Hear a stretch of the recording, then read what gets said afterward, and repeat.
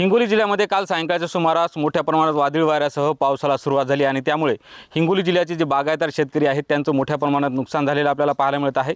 मी सध्या दांडेगाव या गावामध्ये आहे आणि आपण बघू शकता या ठिकाणी पपईचं मोठ्या प्रमाणात नुकसान झालेलं आहे।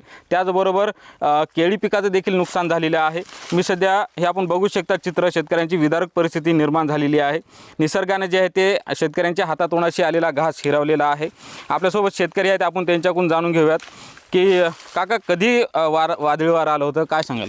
काल संध्याकाळी 5 ते 6 वाजता हा भयंकर वादळी वारं आलं होतं आणि ह्या वाऱ्यामुळं ह्या पपईचं अतोनात नुकसान झालेलं आहे। तरीही सरकार मायबापांनी या आमच्या झालेल्या नुकसानीचं ताबडतोब भरपाई करून द्यावी किंवा मदत करावी। असं याचं उत्पन्न किती होणार होतं आणि आता उत्पन्न जवळजवळ 50,000च्या जवळजवळचं उत्पन्न आहे आणि हे सध्याचं नुकसान म्हणलं तर 40,000 आहे झालेलं आहे।